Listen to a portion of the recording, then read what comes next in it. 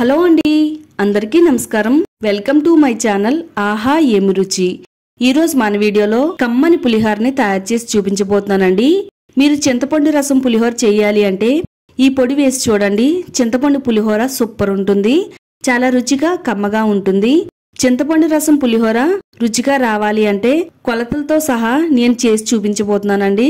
గుడిలో పెట్టే ప్రసాదం పులిహోర ఎంత టేస్టీగా ఉంటుందో ఇప్పుడు మనం ఇంట్లో తయారు చేసుకునే పులిహోర కూడా టెంపుల్ స్టైల్లో పులిహోరలానే ఉంటుందండి. మరి వీడియో అక్కడ కూడా స్కిప్ చేయకుండా చూడండి. వీడియోని లైక్ చేయండి, సబ్స్క్రైబ్ కూడా చేసుకోండి. ఇక మనం లేట్ చేయకుండా ఈ కమ్మని పులిహోరని ఎలా తయారు చేసుకోవాలో చూద్దాము. ఈ పులిహోరని తయారు చేసుకోవడానికి ఒక గిన్నెలోకి చింతపండుని తీసుకోవాలండి. బత్తాకాయ సైజ్ అంతా చింతపండుని తీసుకుని నీళ్ళలో వేసుకుని కొద్దిసేపు అయితే నానబెట్టుకుందామండి. తర్వాత కుక్కర్ తీసుకుని ఒక 2 గ్లాసుల వరకు రైస్ తీసుకోవాలండి.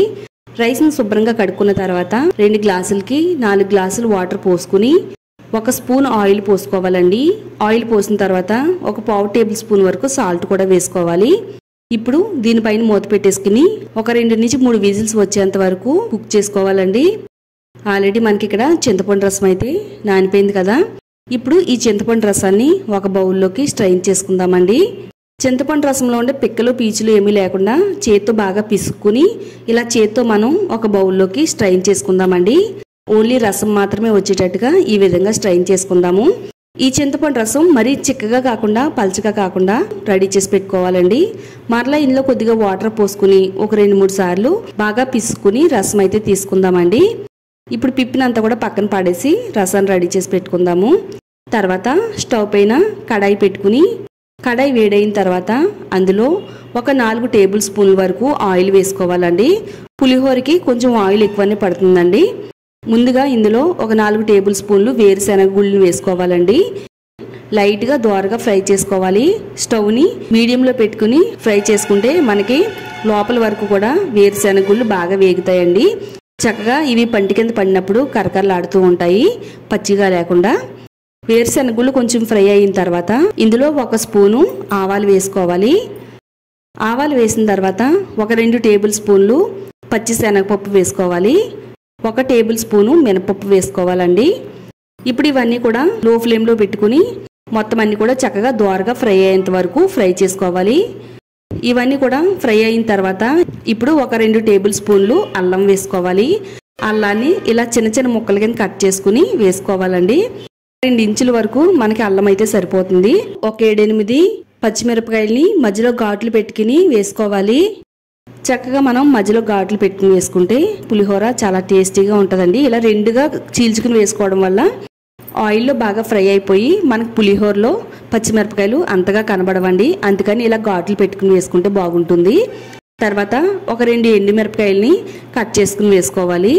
ఎండుమిరపకాయలు వేసిన తర్వాత ఒక 4-3 రెబ్బలు కరివేపాకుని తుంచుకుని వేసుకుందామండి. ఫ్రెష్గా ఉండే కరివేపాకుని వేసుకుంటే చాలా రుచిగా ఉంటుందండి పులిహోర. మొత్తం అన్ని కూడా వేసిన తర్వాత స్టవ్ని మీడియం ఫ్లేమ్లో పెట్టుకుని చక్కగా ఈ విధంగా ఫ్రై చేసుకోవాలి.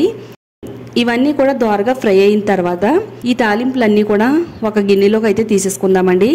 తాలింపు అంతా కూడా తీసిన తర్వాత ఈ కడాయిలో ఆయిల్ ఉండిపోతుంది కదా, ఈ ఆయిల్లో ఒక 2 టేబుల్ స్పూన్లు జీడిపప్పు వేసుకోవాలండి.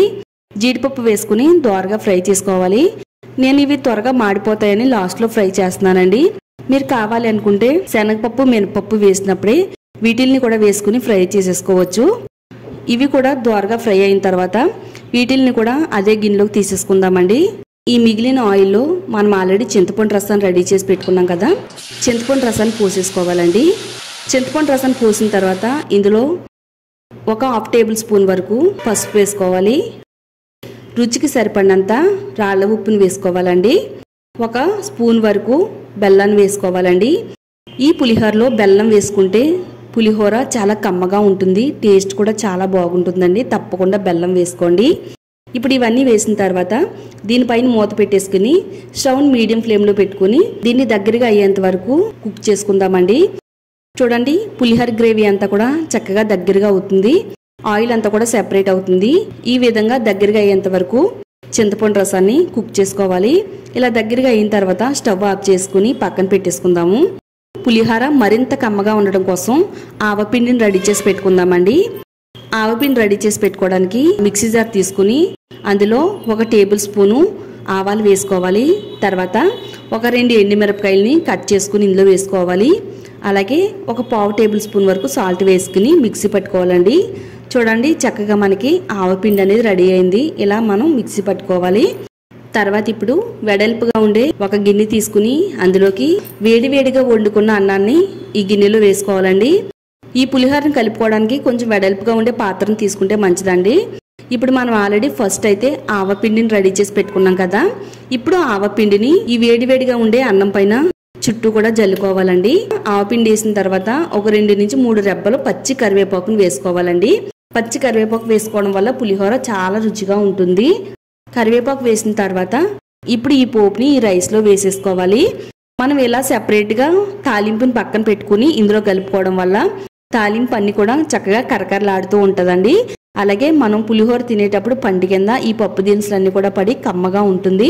ఇలా ట్రై చేస్తే కనుక చాలా రుచి ఉంటుందండి. తప్పకుండా ట్రై చేయండి. ఇప్పుడు ఈ తాలింపు అంతా కూడా రైస్లో కలిసేటట్టుగా బాగా కలుపుకుందామండి. నేను ఎప్పుడు చింతపండు రసం పులిహోర చేసినా కానీ ఇదే విధంగా చేస్తానండి. మా ఇంట్లో వాళ్ళందరూ కూడా చాలా ఇష్టంగా తింటారు. తాలింపు అంతా కూడా కలిపిన తర్వాత మనం మరగబెట్టుకున్న చింతపండు గుజ్జుని ఇందులో వేసుకోవాలండి. బాగా దగ్గరగా అయ్యేంత వరకు మనం ఈ గుజ్జుని అయితే ఉడకబెట్టుకున్నాం కదా, దీన్ని వేసేసుకుని ఒకసారి అంతా కూడా కింద నుంచి బాగా కలుపుతూ ఉండాలండి. ఎక్కడ కూడా వైట్ రైస్ అనేది కనబడకుండా మొత్తం రైస్ అంతా కూడా మిక్స్ అయ్యేటట్టుగా కలుపుకోవాలి. అలాగని మరీ ఎక్కువగా గరిటెతో కలిపేయొద్దండి. రైస్ ముక్కలుగా విడిపోతూ ఉంటుంది. మొత్తం అంతా కలిసేటట్టుగా ఈ విధంగా కలిపేసుకుందాము. మనం గరిటెతో కలపడం కంటే చేతితో కలిపితే కనుక ఇంకా మంచిగా కలుస్తుందండి. నేను ఇక్కడ ఒక 1/2 కేజీ రైస్ వరకు ఈ పులిహోరని చేశానండి. నేను 1/2 కేజీ రైస్కి ఏ కొలతలతో అయితే చెప్పానో అదే కొలతలతో మీరు కూడా ఇంట్లో పులిహోరని అయితే ప్రిపేర్ చేసుకోండి. కరెక్ట్గా వస్తుంది. కమ్మని పులిహోర అయితే రెడీ అయిపోయిందండి. చూడండి చూస్తుంటేనే నోరు ఊరిపోతుంది కదా. చాలా సింపుల్ ప్రాసెస్ అండి. తప్పకుండా ట్రై చేయండి. నేను చెప్పినట్టు నిజంగా మీరే చాలా బాగుందని అంటారండి.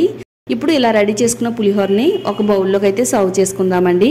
మీరు కూడా ఇంట్లో ట్రై చేసి టేస్ట్ ఎలా వచ్చిందో ఈ వీడియో కామెంట్స్ బాక్స్లో షేర్ చేయడం మాత్రం మర్చిపోవద్దండి. ఇలాంటి మరిన్ని రెసిపీస్ కోసం మన ఛానల్ని తప్పకుండా సబ్స్క్రైబ్ చేసుకోండి.